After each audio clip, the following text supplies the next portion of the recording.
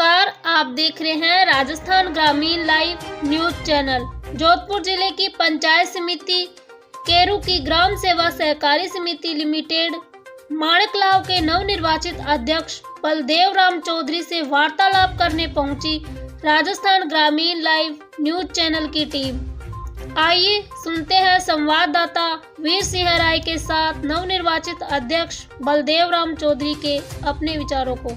और आप देख रहे हो राजस्थान लाइव, मैं आपके साथ संवाददाता वीर सिंह। तो आज हम पहुंच चुके हैं दी ग्राम सेवा सहकारी समिति माणकलाव पंचायत समिति केरू जिला जोधपुर। जो यहाँ के नवनिर्वाचित अध्यक्ष हैं वो मेरे साथ जुड़ चुके हैं। इनसे आज खास मुलाकात के अंदर बात करेंगे, क्या मुद्दे हैं, क्या मसले हैं, किन उद्देश्यों को लेकर चुनावी मैदान में आए थे। बलदेव राम चौधरी जी मेरे साथ जुड़े हुए हैं। पहले तो इनसे जाने कि इनका राजनीतिक परिचय। पहले तो अध्यक्ष साहब, मेरी पूरी टीम की तरफ से आपको बहुत बहुत बधाई हो नवनिर्वाचित अध्यक्ष बनने पे। धन्यवाद सर, धन्यवाद। अध्यक्ष साहब, पहले तो आज मैं आपसे पूछना चाहूँगा, आज आप इस पद पे आए हो, कैसा फील कर रहे हो? देखो सर, जनता का मतलब पूरी इच्छा थी, जनता ने आशीर्वाद दिया। जनता को जो भी जरूरत पड़ेगी, तो जनता के लोन है, ऋण समय पर देना है, उनको जो भी आवश्यकता होगी उनकी पूर्ति करेंगे। किसानों की कमी नहीं रहने देंगे। कोई जाति हो, कोई धर्म हो, उसका कोई लेना देना नहीं है। समिति में उनका स्वागत है और उनकी जो आवश्यकता होगी ऋण की, उनको ऋण उपलब्ध करा देंगे हाथों हाथ, कोई दिक्कत नहीं आने देंगे जी। तो अध्यक्ष साहब, मैं आपसे जानना चाहूँगा, पहले जो आज अपने पूरी राजस्थान की आपको जनता देख रही है, पहले तो आपका राजनीति परिचय जानना चाहूँगा। राजनीति में कितने टाइम से जुड़े हुए हो? मैं मतलब 14 तक व्यवस्थापक था, फिर सरपंच का चुनाव आया, चुनाव जीता और 5 साल सरपंच रहा, 5-6 साल। उसके बाद में अध्यक्ष निर्विरोध लोगों ने आशीर्वाद दिया, उनकी वजह से मैं आज इस अध्यक्ष पद पर, सिर्फ जनता का आशीर्वाद है। उन्होंने कहा भाई आप जो आओ और चुनाव फॉर्म भरो। मैंने फॉर्म मना किया था, भाई मेरे को चुनाव नहीं लड़ना है, मैं ऐसे ही आपकी सेवा में हूँ। लेकिन उन्होंने नहीं, सरपंच जी आप तो अध्यक्ष लायक हो, बनो। तो फिर उन्होंने निर्विरोध करके माला पहना कि मेरे 12 आदमी जो निर्वाचन मंडल थे सबको निर्विरोध उन्होंने जनता ने चुना है।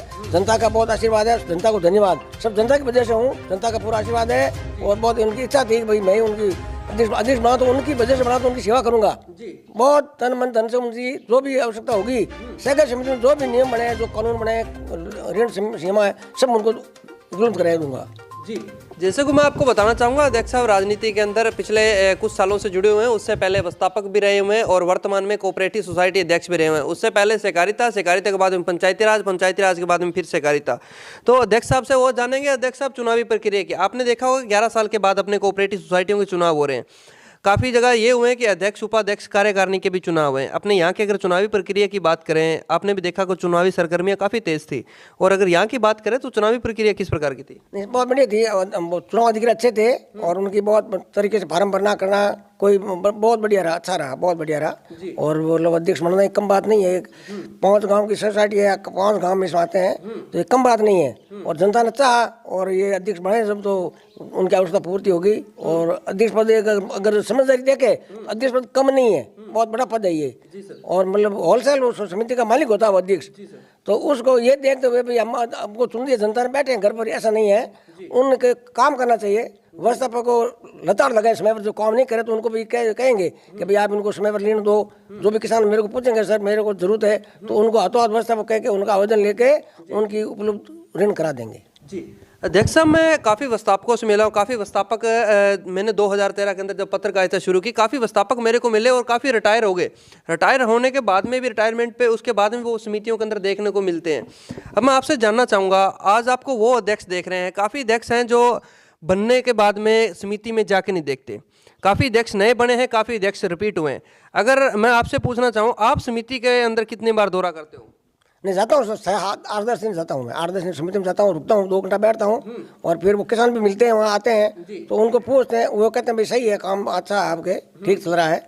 जाता हूँ मैं 10 दिन में 1-2 बार वहाँ जाता हूँ जरूर जी सर। और अध्यक्ष साहब, आज जो राजस्थान के अध्यक्ष देख रहे हैं, उनको क्या संदेश देना चाहोगे हमारे चैनल के माध्यम से? और एक आप अध्यक्ष भी और व्यवस्थापक भी पहले रहे हो, तो क्या कहना चाहोगे उनके लिए? अध्यक्ष को ये कहते हैं पद लेके बैठने कुछ नहीं होगा। आप अध्यक्ष बन गए, जनता ने बना दिया और 5 साल का निकल जाएंगे आपके, तो आपको जनता की सुविधा करनी चाहिए, ऋण दिलाना चाहिए। घर बैठ के अध्यक्ष बन गए ये नहीं होता है।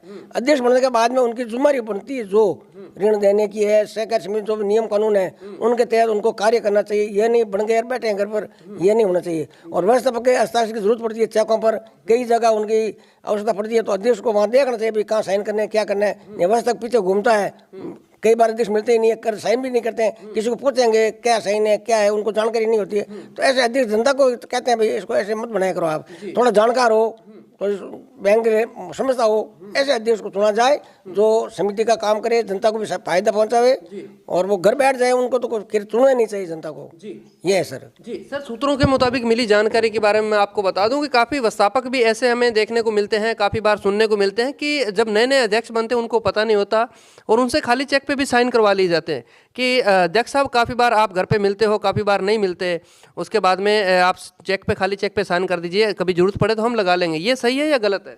नहीं, ये तो एक विश्वास होता है सर, आप इसमें विश्वास है। अगर मान लो कोई व्यवस्थापक अगर वास्तव में ऐसा नहीं करता, लेकिन करीब करीब भरा होना चाहिए, चेक भर देना चाहिए, खाली पर तो कोई हो सकता है, ऐसा करीब होता नहीं है, लेकिन फिर भी विश्वास बड़ी चीज़ है। विश्वास होता है आदमी को भाई ये काम गलत नहीं होगा, तो उस पर निर्भर करता है, लेकिन खाली तो करना ही नहीं चाहिए, भर देना चाहिए। वही भर दो आप, जो भी है आपकी लोन जो भी पैसा उठाना भर दो आप इसमें, बाकी खाली तो वही मैं भी उसमें कम, मेरी कम है रहा है। जी सर। जी अध्यक्ष साहब, मैं अब जानना चाहूँगा आपसे किसान की समस्या। आप जो जिस संस्था के अंदर आए हो वो एक किसान से जुड़ी हुई संस्था है और आज आपको काफ़ी किसान देख रहे हैं, काफ़ी जो अऋणी किसान है वो भी आपसे उम्मीद लगा के बैठे हैं कि जब हमारे अध्यक्ष बनेंगे हमें भी कोई ऋणी की श्रेणी में किया जाएगा। पहले तो मैं जानना चाहूँगा उनके लिए आप क्या कहना चाहोगे? देखो सर, जो अऋणी सदस्य हैं जिनके पास भूमिहीन है, वो उनके पास जमीन नहीं है, तो उनको जैसे मान लो सिलाई मशीन है और भी कई काम है, कपड़े की दुकान है, किराना दुकान है, वो एमटी ऋण होता है जो 5 साल में किस्तों द्वारा चुकता होता है, तो वो उनको ऋण अगर उनकी आवश्यकता है और वो कहते हैं भाई हमको जरूरत है ऋण की, तो उनको भूमिहीन जो भी ऋणी है उनको इस तरह का ऋण दिला देंगे, बैंक से मिला के एमडी से मिल लेंगे कि भाई इनकी आवश्यकता लोन को, जो उनके एप्लीकेशन पास करा के उनको अऋणी को भी ऋण दे देंगे, उनको जरूरत होगी तो उनको जरूर ऋण उपलब्ध कराएंगे। जैसे कि अध्यक्ष साहब ने कहा कि जो हमारे माणकवासी हैं, जो उनके लिए एक बहुत अच्छी बात है कि कोई भी अगर कोई छोटा मोटा अपना धंधा बिजनेस करना चाहता हो तो वो हमारे से लोन ले सकता है, वो अपने अपने डॉक्यूमेंट्स तैयार रखिए, क्या पता नेक्स्ट टाइम आपका भी नंबर आ सकता है। तो अध्यक्ष साहब, मैं और जानना चाहूँगा, आपने भी देखा होगा कि जो किसान की काफ़ी भारी समस्या है 3 फेज़ की लाइट की, तो अपने यहाँ की अगर बात की जाए तो यहाँ 3 फेज़ की लाइट क्या टाइम मिल रही है? 6 घंटा आती है सर लाइट तो। जी, टाइम टू टाइम। हाँ ठीक है, लाइट 6 घंटा है, ठीक है सर, लाइट की तो समस्या अभी तक नहीं है। 6 घंटे आ रहा है, 6 घंटा दे देते हैं ये। जी ठीक है सर। जी तो अध्यक्ष साहब, काफ़ी किसानों से जब मैं जाके मिला, काफ़ी किसानों का मेरे पास एक सूत्रों के मुताबिक मिली जानकारी भी कह सकते हैं, उनका कहना है कि जो इंश्योरेंस का पैसा है वो हमारा काट लिया जाता है, लेकिन जब बात मुआवजे की आती है उस टाइम मुआवजा नहीं मिलता। आपके कार्यकाल में आप पिछले बार जो व्यवस्थापक के रूप में भी रहे थे, आपने भी काफ़ी इंश्योरेंस किए हैं किसानों के, लेकिन काफ़ी किसानों को बीमा वगैरह का क्लेम नहीं मिला, इस पर क्या कहना चाहोगे? सर ऐसी बात है कि बीमा कंपनी का बैंक से ये ऊपर थोप देते हैं कि किसान का बीमा करना अनिवार्य है, अनिवार्य, पक्का ही अनिवार्य है, चाहे फसल की खराब हुई है, बीमा तो करना जरूरी है। उनके 3 बीमा करते हैं, तो ये बात सही है कि किसान का बीमा तो काट लेता है, लेकिन कभी कभी फसल खराब होती है फिर भी बीमा उनको मिलता नहीं है। बीमा कंपनियां मनमानी करती, पता नहीं भगवान जाने क्या हाल है उनका, लेकिन किसान बड़ा दुखी है क्योंकि उनको बीमा तो काट लेते हैं और जब व्यवस्थापक ज्यादा वसूली करता है तो किसान कहते हैं पैसे किस बात की है, तो हमको बीमा आता ही नहीं, भरे क्यों, वो परेशान करते हैं। व्यवस्थापक के आपस में दौड़ झपाड़ कई बार होती है, पर वो बेचारा मजबूर होता है व्यवस्थापक, क्योंकि उसको थोप दिए जाते हैं नियम के भाई आपको बीमा करना जरूरी है। बीमा 3 करते हैं, दुर्घटना बीमा है, एक किसान की मृत्यु का बीमा है, एक फसल बीमा है। लेकिन आप बीमा इंश्योरेंस कंपनी जो फसल का बीमा है वो करीब करीब किसान की फसल नष्ट होती है और उनको क्लेम मिलता ही नहीं है, करीब नहीं मिलता, मतलब 100% में से 5% कभी ये होता है, बाकी नहीं मिलता बीमा। तो आपकी बात है सर। जी अध्यक्ष साहब, मैंने काफ़ी अध्यक्षों से पूछा, काफ़ी किसानों ने कहा कि हम इस बीमा का विरोध करेंगे। अगर आपके यहाँ अगर ग्रामवासी या अगर आपके जो किसान हैं 70% किसान इस बीमा का विरोध करोगे तो आपकी क्या राय रहेगी, उनके साथ में खड़ोगे आप? किसानों का साथ देंगे सर जी, लेकिन सरकार से बात करेंगे कि भाई ये कंपनियां बीमा ले लेती है, फिर अपन को इनको क्यों नहीं मिलता क्लेम। सरकार से मिलेंगे, मुख्यमंत्री तक जाएंगे, फिरेंगे, मिलेंगे, बात करेंगे, एमडी से मिलेंगे, पहले नियम पूछेंगे भाई क्या है, बीमा कंपनी का जो पैसा कटता है वो क्लेम खराब होने पर क्यों नहीं आ रहा है, कहाँ अटकता है, तो इसका पता लगेंगे। और किसान मना करेंगे तो फिर उनको कह देंगे हमको जरूरत ही नहीं है बीमे की, भाई आप क्लेम ही नहीं देते हो, फालतू किसान के पैसे क्यों भरे वो। इस तरह से उनसे बात करेंगे पहले, और अगर नहीं बैठेगा तो किसान का साथ पूरा देंगे हम। तो जी तो अध्यक्ष साहब, मेरा लास्ट सवाल आपसे रहेगा। आपने भी देखा होगा कि जो आपके आज मार्केट के अंदर जो ठेले लगाते हैं वो भी अपनी सब्जी का रेट खुद तय करते हैं। आज किसान है जो 6 महीने तक फसल तैयार करता है, फसल तैयार करने के बाद में जब मार्केट में लेके जाता है तो उसकी फसल का उसको ना तो रेट मिल पा रहा है और वो व्यापारी ही तय करते हैं। वो इसके ऊपर आपकी क्या राय रहेगी? किसान को उनका समर्थन मूल्य मिलना चाहिए एमएसपी के बारे में अगर बात की जाए तो? सर किसान बहुत दुखी है, किसान की फसल पक गई, और वो ये चाहता है कि मेरे को अच्छे भाव मिले। लेकिन ये जो प्राइवेट व्यापारी होते हैं फिर मजबूरन किसान को उसको बेचना पड़ता है। सरकार को ये चाहिए जैसे मार्केटिंग में खरीदते हैं कभी कभी, कभी वो नाम मात्र का है, ऐसा नहीं होना चाहिए। किसान की जैसे सहकारी समितियों में गोदाम बने हुए हैं तो सरकार ये सोचे कि भाई उनका जो माल है अगर वो बेचना नहीं चाहता है तो वहाँ स्टॉक कराए और फिर सरकार खुद खरीद के उनको अच्छी फसल का जो उनकी रेट देवे। बाकी ये हकीकत है जो आपने पूछा ना सर कि अभी किसान भाव तय नहीं कर सकता, ये बात सच है। किसान का भाव तो दूसरे तय करते हैं, वो मेहनत करता है, खोड़ा घेरता है, पानी पिलाता है, फसल को कभी बढ़ जाती है, कभी फिर भी वो अपना खर्चा लगाता है, लेकिन उसको दाम अभी तक नहीं मिलेगा, सही नहीं मिलते हैं सर। मनमानी बेचना पड़ता है क्योंकि मजदूर होता है वो, उनको पैसा की बहुत जरूरत पड़ती है। किसान को पैसे इतने नहीं होते और इतनी इनकम नहीं होती सर क्योंकि रेटें बहुत कम है। गेहूँ का 3,000 क्या भाव, कई सालों से वो भाव चल रहे हैं 3,000। अब तो गेहूँ तो 8,000 कम कुंटल होना चाहिए, लेकिन भाव वो है बाजरी 10-12 रुपये किलो है, बहुत कम है भाव। तो सरकार को चाहिए कि इसकी रेट बढ़ा करके सरकार खुद खरीदे, अपनी सब खरीदे। अगर सरकार खरीदेगी तो मतलब व्यापारी भी देखे कि भैया सरकार ले ली हम ले ले, तो उनको भाव का जरूर असर पड़ेगा और उनको फायदा मिलेगा। बाकी किसान बहुत दुखी है सर, उनको पैसा नहीं मिलता, भाव का पैसा मिलता ही नहीं है। जी सर, आपने समिति के अंदर रह के अपना व्यवस्थापक का कार्यकाल भी पूरा किया आपने, अब रिटायरमेंट भी हो गए हो। आप भी अपने अधिकारों के लिए, अपनी मांगों के लिए लड़ते रहे। काफ़ी बार हम भी आपके साथ में चले। जैसे अगर बात की जाए तो पद यात्रा भी काफ़ी की। झालावाड़ के अंदर पद यात्रा ले लीजिए, जयपुर के अंदर आंदोलन के ले लीजिए, जब व्यवस्थापक अपने हकों के लिए लड़ते हैं। आज तक व्यवस्थापकों के लिए ना तो उनका कुछ कैडर वगैरह बनाया गया, ना उनके लिए कुछ राज्य कर्मचारी या बैंक कर्मचारी बनाए गए। अपने व्यवस्थापक भाइयों के लिए क्या कहना चाहोगे? अभी आप अध्यक्ष की भूमिका निभा रहे हो, उससे पहले आप व्यवस्थापक भी रहे हो, व्यवस्थापकों के लिए क्या कहना चाहोगे आप? सर व्यवस्थापक जितना दुखी कोई है ही नहीं। अब क्यों मजबूरी, नौकरी है नहीं, अब व्यवस्थापक बन गए वो, अब नौकरी छोड़े जावे कहाँ, उम्र उसकी ज़्यादा हो गई तो फिर उसको तो मतलब इतने परेशान है। सरकार को सोचना चाहिए। आज एक ग्राम सेवक क्या है, कोई कार्य नहीं उसका, उसको अच्छी पेंशन मिलती है, आराम करता है। व्यवस्थापक के बहुत भागदौड़ है, लोन देना है, वसूल करना है, काम ज़्यादा है। फिर भी सरकार को ये चाहिए या तो उनको सरकार बनावे अपना, या बैंक अपने स्तर पर उसको करे, बैंक का करे। क्योंकि अगर ये नहीं करेंगे तो किसान का बेटा व्यवस्थापक है वो भूखा मर के एक दिन ऐसा आएगा कि सोसाइटी भट्टे बहन देगा वो, क्योंकि सोसाइटी पैसे उड़ जाएगा तो फिर खाएगा उनसे ले लेगा पैसे, वो करेगा क्या, तिनका लेगा नहीं, तो समितियां हानि में चली जाएगी, आखिर में समितियां ताला लग जाएंगे। इसलिए सरकार को सोचना चाहिए व्यवस्थापकों को कुछ ऐसा बनाया जाए जो चाहे कैडर बनाओ। मेरे समय कैडर था, थोड़े दिनों कैडर खत्म कर दिया, उसमें केंद्र सरकार का, राज्य सरकार का, सहकारी समिति का 3 का हिस्सा मिलकर था, लेकिन वो कैडर खत्म कर दिया। तो उसको सोचे वापिस या तो कैडर बनावे या सरकार उन व्यवस्थापकों को सरकारी बना दे, उनको कृषि विभाग छोड़ दे।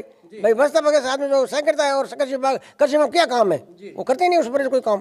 तो इसलिए जो कृषि विभाग का कार्य है वो व्यवस्थापक को सौंप दे, तो व्यवस्थापक ही कर लेगा वो और कृषि विभाग को संभाल लेगा। क्योंकि किसान से जुड़ा हुआ है तो कृषि और सहकारिता जुड़े हुए आपस में, तो उनको सरकारी कर देना चाहिए। जी सर हमने काफ़ी आंदोलन भी देखे, आंदोलनों के अंदर मैंने रिपोर्टिंग भी काफ़ी जो व्यवस्थापक हैं उनकी मैंने राय मशूरा भी ली। काफ़ी जो व्यवस्थापक है वो ये कहते हैं कि सर जो हमारी समिति है 20-20 लाख की समितियां हैं, काफ़ी जगह अगर ट्राइबल एरिया के अंदर जाते हैं तो उसके अंदर हमारी तनख्वाह के लाले पड़ रहे हैं।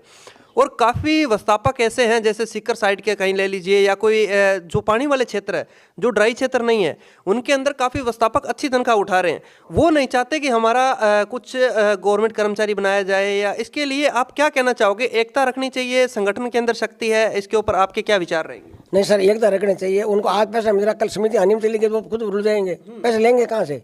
समिति का पैसा कब तक लोगे आप? तो ये तो ताला लगना ही लगना है। तो उनको तो सरकारी और बैंक ही बचा सकती है, बाकी तो ये होना ही नहीं, संभव नहीं है। आज तिनका ले रहे हैं, कल और व्यवस्थापक रहेंगे, उनको तिनका कहाँ से लाओगे? तिनका आप इतनी समिति में इनकम नहीं है, क्योंकि मार्जिन जो ब्याज का होता है 2% वो कम मिलता है, मिलता ही नहीं है, वो खास नहीं होता है, लेकिन वो चलने वाला नहीं है। और व्यवस्थापकों को सबको एकता करके ये चाहिए कि भैया तो हमको सरकार का करो या बैंक बना दो, तो एक होना चाहिए, जरूरी है सर ये। जी तो ये मेरे साथ अध्यक्ष साहब थे माणकलाव ग्राम सेवा सहकारी समिति से, जिन्होंने आज अपनी ग्राम सेवा सहकारी समितियों के बारे में अवगत करवाया, अध्यक्षों के बारे में, व्यवस्थापकों के बारे में मुद्दे मसले रखे हमारे आगे। तो अध्यक्ष साहब आपने भी हमें 10 मिनट टाइम दिया, आपका भी बहुत बहुत शुक्रिया। धन्यवाद सर, बहुत बहुत धन्यवाद। ओके सर, बहुत। अभी आगामी होली आने वाली है, अपने देशवासियों को, अपने ग्रामवासियों को, वोटर सपोर्टरों को क्या संदेश देना चाहोगे? शुभकामनाएं सर, होली की सबको शुभकामनाएं। धन्यवाद, खुश रहो, मौज करो सब किसान वगैरह सभी। धन्यवाद सर जी। जय हिंद, जय भारत। देखते रहिए राजस्थान लाइव। मैं आपके साथ संवाददाता वीर सिंह। बहुत जल्दी हम आपको क्रय विक्रय का रिजल्ट दिखाते हैं, बने रहिए हमारे साथ, देखते रहिए राजस्थान लाइव।